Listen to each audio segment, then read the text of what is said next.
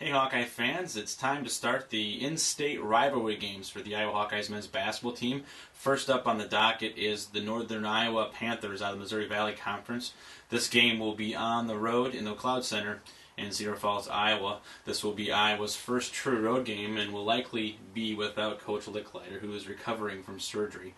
Iowa has won the last two contests between the UNI Panthers, and they actually won in their first ever matchup in the McLeod Center. UNI is favored in the Missouri Valley Conference this year to win it all. They're bringing back all 5 of their starters, including 9 of the 10 of the top leading scorers from last year's NCAA tournament team.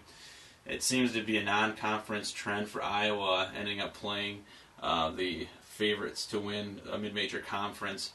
Early in the season, UNI didn't look that impressive. They beat Denver on the road by 6. Then they lost to DePaul, beat Eastern Carolina by 6. Then they beat Northern Illinois at home by only 7 points.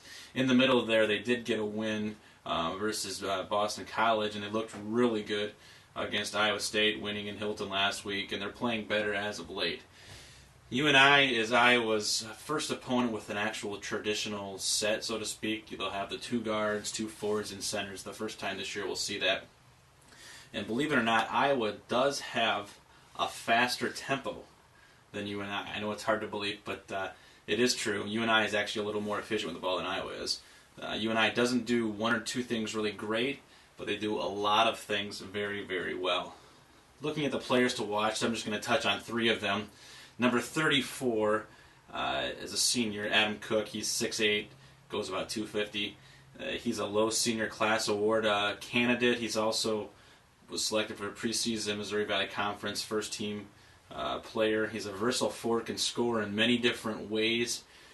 He shoots well for his size, so he'll have some matchup problems for Iowa.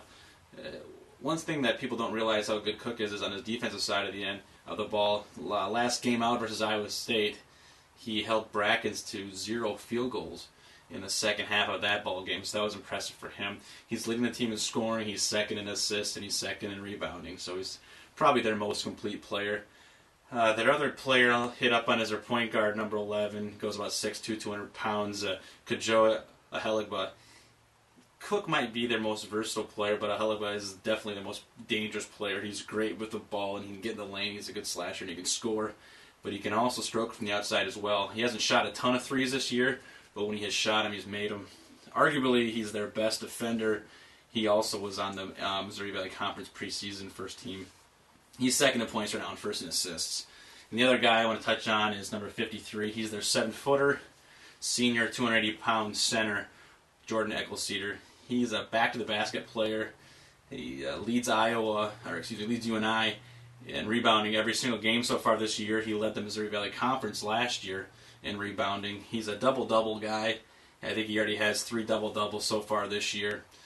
UNI overall doesn't turn the ball over very much. I think they average like 10 turnovers a game, but they create a lot of their own shots. 38.2% of their field goals come for assists, and that's like 343rd in the nation. And Iowa, on the other hand, gets somewhere around 67% of their field goals off of assists. That happens to be around 8th in the nation. Iowa also gets 51% of their points now from 3-pointers. That is second in the nation, and UNI does give up their fair share of 3-pointers to the opposition. Keys to this game: when UNI wins the battle on the boards, they're 4-0 this year. So Iowa needs to find some way to keep Jordan Eckelceder off the glass. Iowa also is going to need to limit their turnovers. Last year, Iowa only turned the ball over 5 times in their 20-point win over UNI. This game is going to have a low amount of possession, so everyone is critical to make sure that they do something with the ball and not give it back and give the team extra possessions. The biggest one, and I hinted on it the last couple weeks, in the last couple of games, is Iowa needs to stay aggressive on the offensive side of the ball. The first 5 games of the season, Iowa averaged 57 points and shot somewhere around 28% from the 3-point land. Not surprisingly, the Hawkeyes went 1-4 in that span. The last 3 games, however, Iowa is averaging over 72 points per game and shooting almost 40% from 3-point range. They are 2-1 in those games. UNI has not lost a game when they have held their opponent under 60 points. So if Iowa can stay aggressive, score some points, they have a chance in this one. I feel better than I did 2 weeks ago about this one. Iowa State win probably propelled UNI a little bit, and they might be on a little roll here. It should be a good game. I think the spread is probably going to be somewhere 7 or 8 points with UNI being the favorite.